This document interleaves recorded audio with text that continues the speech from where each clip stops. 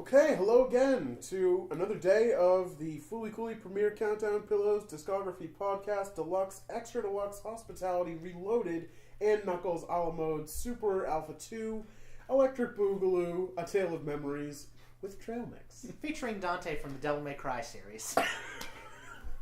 No. On the 8th day of pillows, my... No, but what's dead? What's dead? It's dead. Tiny Dante's in your trail mix, making you sing Christmas songs. Oh, no, I was just going to ask if the Dantes were in the Trail Mix, or if it was... Yeah. Okay. Some of them, the good ones are the white-haired one from DMC3 and back, and then And the bad occasionally, ones? yeah, you get one that's just Oh, the newer, the prequel before he gets those powers in the game that nobody liked. They're magically disappointing. He looks like Infernally, demonically disappointing. he looks like the Zack to Shulk's Cloud. Oh, Yeah, he's the Oh, Zack okay. to Shulk's Cloud. yeah. Um, Though still looks better than Dante's base model in Marvel vs. Capcom Infinite. He is an ugly, ugly boy in that game. Sad face. there's some ugly things about that game. There really Other are. than What's Dante. not ugly is the gameplay. I tell you what, True. it's just disgusting. But that's a good thing. And there's no gravity squeeze. There is no gravity squeeze because there's no X-Men. Yep. Well, before I go into a raging rant about no X-Men in Marvel, let's talk about Happy Bivouac. That's the third Holy Trinity album that we're going to be talking about, where this is one of the three albums that makes up the Fooly Cooly OST. Mm-hmm. So it starts out with Happy Bivouac, which I enjoy. I mean, right out the gate, that's just screaming dual guitar. Yeah, Like, it's no punches are being pulled. no, you can't really go wrong there. Yeah. Yeah, I liked everything about this. I like the hook. I like the guitars. I like the lyrics about how there's no actual top Mhm. that you have to reach, and that you're not where you want to be, but that's okay because you're just existing and you continue Right. to move on. Mm-hmm. So yeah, I liked pretty much everything about this one. It's one of those never knows best songs. Mm-hmm.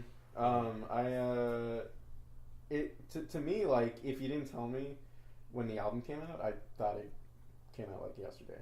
Really? Yeah. Wow. It just had that tone with me, and the reverse outro I thought was a very nice touch. What do you mean? They reversed, like, they literally reversed the track as the outro. Oh. At least I think maybe for the guitar. I don't know if they did it for, like, the full master track, but at least for the guitar, yeah, they did it. Wow. Mm-hmm. That's pretty cool. I didn't even realize that. Yeah. I still like Bivouac more than Rush, though. Like, Rush is an okay track. But... Yeah. Yeah, I mean, I think it had a strong hook that Rush had, and again, I was hearing some more outside influences, like kind of Queens of the Stone Age. yeah, I can hear that. Yeah. I mean, the breakdown was good with, like, the nice, like, precise pauses and beats of feedback. Yeah. Like, that was the thing that I kind of found entertaining. Like, they would have the pause, and then they would respond with, like, a one note of, like, feedback. Like a high, like, triangle. So. Yeah, I feel like I don't want to dislike this song. But for me, I was trying to really listen to it and get the point of it, but I think I just ended up overthinking it a lot. Like, when I re-listened to it, it is a good song. I just feel like it's more of a song that I would want to listen to live. Like, when I'm there in the moment. Yeah. I don't really Mm-hmm. I never go back to this track, really. Mm-hmm. Last Dinosaur. Last Dinosaur. Let me tell you, Last Dinosaur was amazing. That bass player was on a whole nother plane. Holy shit! I Right? was thinking the same thing. Whole oh my nother. God. I was like, where did he come from? Oh my God! Just like the whole the overall sound of this is great. The chorus is awesome. It's Last Dinosaur is a fucking classic. It is. I love it. There's also there's a small dreamy bit right after the after the chorus, which is like a little moment of clarity in the whole soundscape, which is really cool. The toms in the breakdown, I think they're toms. Also, it was interesting. They're just kind of a thing of like people iterating on songs and art that they create in general. Looking at the lyrics with this one, it kind of it's about different things, but with the reptile and everything, it feels adjacent to Strange Chameleon, whereas before there was the Strange Chameleon who couldn't camouflage and was going to die, but now there's a Last Dinosaur who's suffering in a different way, but can conquer things, but obviously that same thing of not being, like, you know what I mean? Yeah, absolutely. So that was really interesting to see, and I don't know if they were, I don't think they were probably actively thinking about that, but when you're an artist, you end up doing some things over, you know? You end up just reiterating and improving on the things that you've done before. I think that's really interesting that you said that, because my whole thing with Last Dinosaur was that I thought it was way closer to Blues Drive Monster as well, because it's just sort of about this dinosaur like going around and sort of destroying things and not super caring. And there's one part of the song that always gets me where it's sort of like it says something about like trying to, or having already done so, like fleeing like a negative future. So this might be a really weird interpretation, but to me it sounds like a dinosaur that was teleported out of its time before the dinosaurs were going to be destroyed into modern day, walking around and destroying things. In a similar way to Blues Drive Monster, where it's about kind of just wiping away everything to get rid of anything sad as well. I also love that the only mention of dinosaur is in the title. Like, they were just like, the last dinosaur, and then they were like, good, you know it, we know it, we don't need to talk about that again, we don't need dinosaur to show up in this song at all. Which I thought was a really good, effective use of the title. Right. Yeah, Last Dinosaur is... it's just good. Just good. It's one of those songs, like, it's one of those songs that wherever it shows up, you never kind of forget what it's associated with, too. Because the beginning of the song always, like, it puts me in the, like, literally the climax of Fooly Cooly, because it starts right after... the climax is just verbally announced by one of the characters, but... absolutely. And then what about Carnival? Carnival was actually a big single from this album, too. Really? It has its own single with 2 other tracks on it, I don't know. I mean, Carnival had very, like, cut and paste guitar riffs, just very straightforward stuff, and I mean, I guess maybe it was trying to, like, imitate, like, another, like, backbeat, but I don't know, it just kind of didn't really do a lot for me. I thought this one was kind of middling. I enjoyed a couple things that the singer was doing, especially near the end. And something that I noted about this one is that there's a couple of the more standard love songs, like we were talking about, that get elevated by the lyrics. And the lyrics on this one weren't really that. Like, I read the lyrics first to just try and get it before I had them in front of me while I was listening. And based on those lyrics, if this was off like the first 3 albums, this would have been a song I just hated. Because the instrumentation that would have gone along with those lyrics would have been awful, dreadful, and cheesy. And instead, it's like pretty serviceable. So that's the ongoing thing, that the Pillows, after the beginning, stop having these tracks that just make you go, what went wrong? What happened? Whose idea with this? I think that stays around, too, for a while, like, as we get to future albums.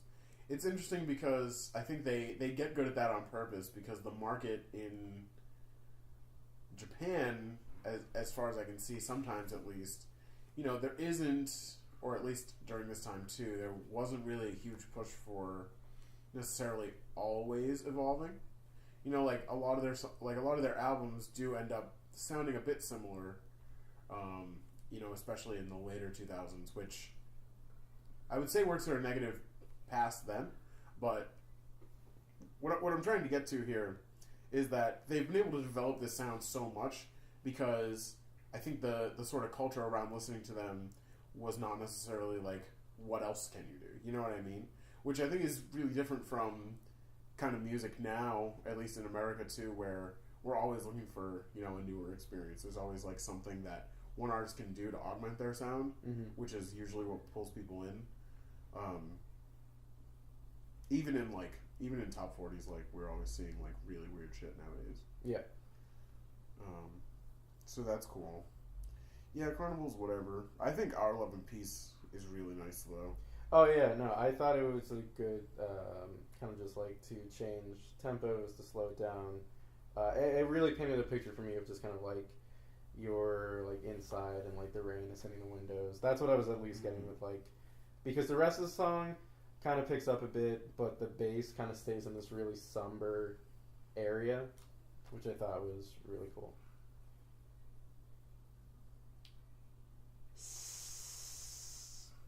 That's what I think of when I think of this song. Yeah, it Just really. Steam him, escaping? no, he hits those S's and he holds them out like he's a character voicing a fucking snake. Yeah. I did not really like this song. I thought it was too long. I thought his S's went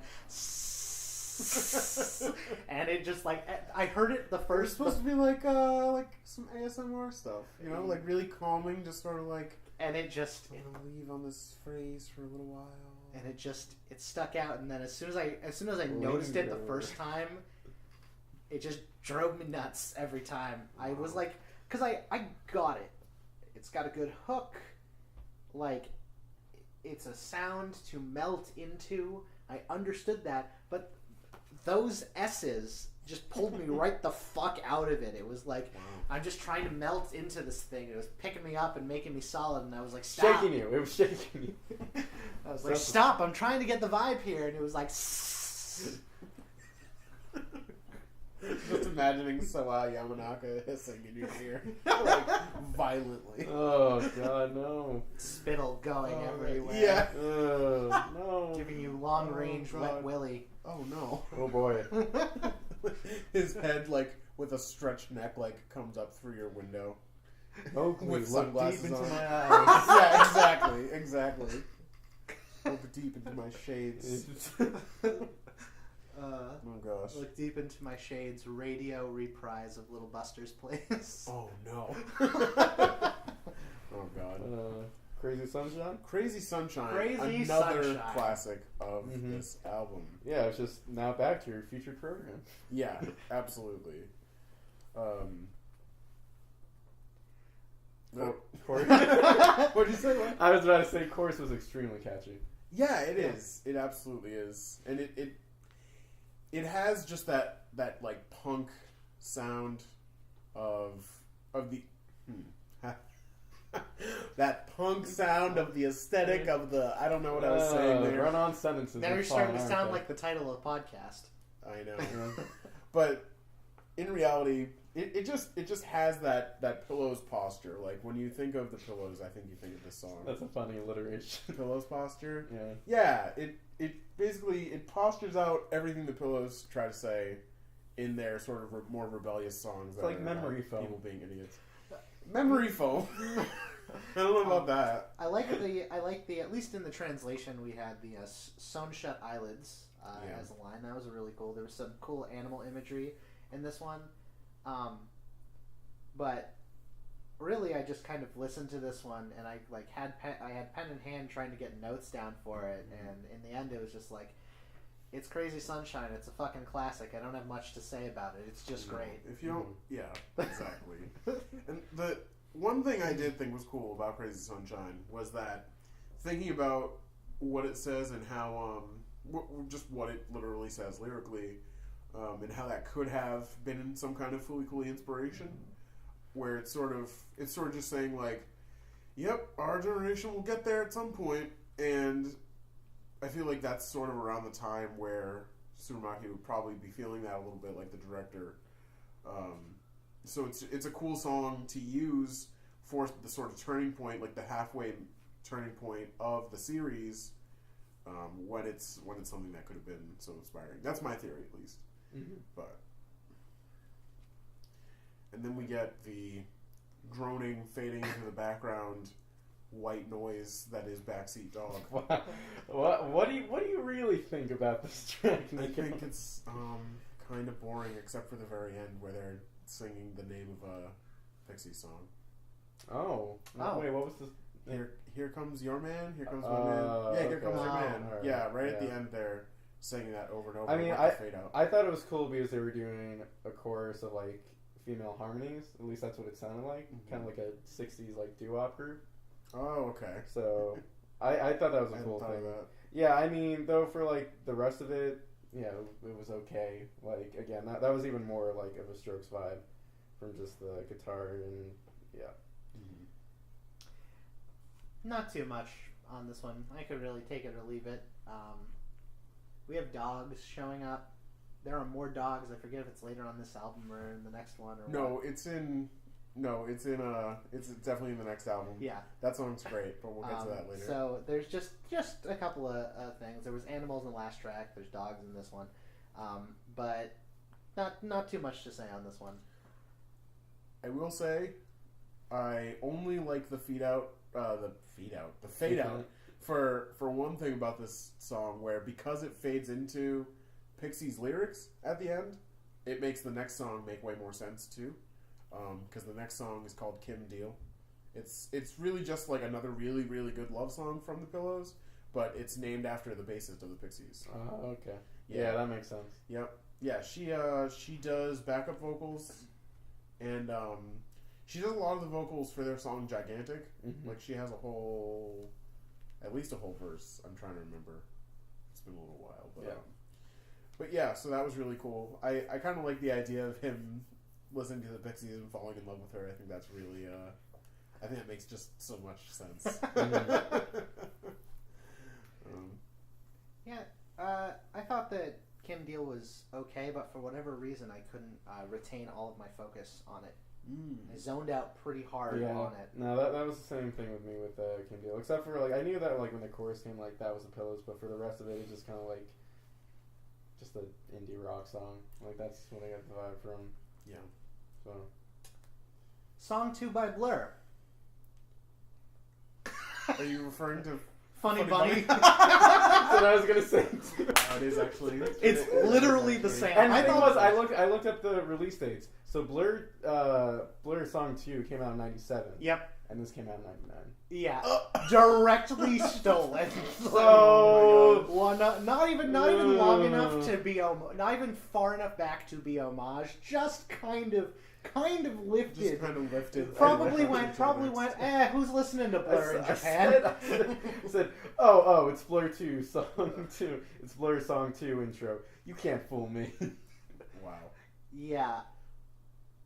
I just want to know if they like. I just want to know how conscious this was. I want to know if they listened actively, if they just heard it. Like, it has to be lifted, but it could have been like it could have been like subconscious. It could have been like they heard the song once, right? And it just kind of and then they were like, "Oh, what's the intro to the song sound? I don't know, something like this," and then played it. I was like, yeah, that sounds good. And then after they released it, they were probably like, oh my god, we ripped off Blur. of all people. That's literally all I really have about Funny Bunny. That's the same for me. I don't even love it that much, so I get it. It's like I didn't want to go crazy, so I had to like put on Song 2 after listening to it and be like, nope, it's exactly the same. Yep. Yeah. Would you recommend Song 2 by Blur over this song? I mean, yeah, I would say so. I would say the same. Okay. And then what about Beautiful Morning with You? I really like this song. Beautiful Morning with You. So I'm just gonna say this. That fuzz keeps me warm at night on the guitar. It really does. Like that's what I like to aim for, or like hear from a good guitar fuzz. Knit a blanket out of that. Exactly. Yeah. Exactly. It was also good use of volume swells on the guitar.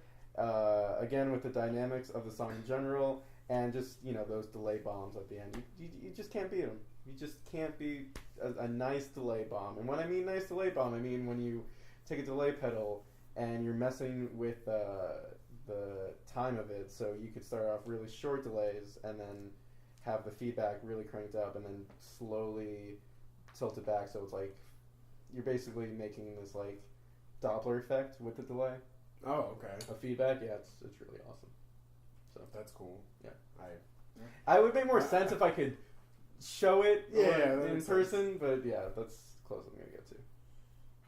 Well, cool. I love this one. I like the kind of like cycle it has, right? Where it's like slow and then it picks up, and when it does the slower again, there's like cooler, weirder noises, and it keeps it interesting. So yeah. Yeah, I think this album could have ended on this track, but then we wouldn't have got Advice, and I think Advice is awesome. Yeah, I said the same thing with Advice. Like, I don't know if I would put it as the final track of the album, but again, with the nice, good, fuzz-heavy track, I'm not going to complain. It ends with Thank You, though. Exactly. It does end with Thank You. That's a fucking kick-ass way to end the album. Thank you. No, I was thinking that too. That's why it has to end. Like, because after hearing Thank You, it's like, you know, that makes sense now. Yeah. But, like, if it didn't have Thank You in it, right, then it wouldn't have made as much sense. But that was just a great way to send off the album. Right. This is just fun. This one's heavy, rockin' fun. There's a bit of scream in the vocals. It's very... Exactly. Yeah, it was just like, oh, baby, a triple. Oh, man. When Advice started up, it was just like, they went for it, 3 for 3. And what, so what are your top two, Shem? My top two are Last Dinosaur and Beautiful Morning with You. Okay. I see it. Yeah. I see A Beautiful Morning with You. I respect it. Last Dinosaur, Crazy Sunshine. Yeah, same. Absolutely. Absolutely. No, Beautiful Morning with You would have been there, though, too. If it was the top three. But these are the ones I remember off of yeah. this album. I knew those ones. I also knew Funny Bunny, but for the wrong reason. Yeah. Because it was the one that sometimes came on in my car, and I went, that's not Song 2 by Blur. No. And, yeah, again, I only have a bottom one for this just because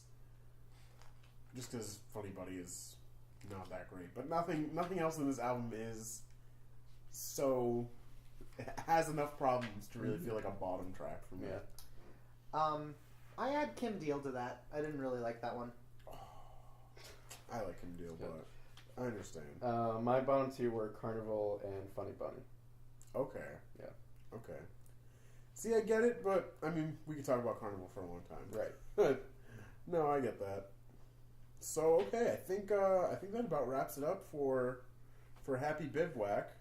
Join us tomorrow for Smile, and we're gonna keep going. We're on this train. We have some amount of days until Fully Cooley 2. Yeah, still like out. still Hopefully, like, hopefully all of you in the future know exactly when Fully Cooley 2 is coming out. Yes. So I mean, by nature of them hearing this, everyone will know when Fully Cooley 2 is coming out. So Even hopefully- us. Even us. Even Even us. us, but not the us that's recording. Nope. Time True. shit. Exactly. So we'll be back for the next day. Yes. And the next day. And the The next next day. day. And the next day. And the next day. day.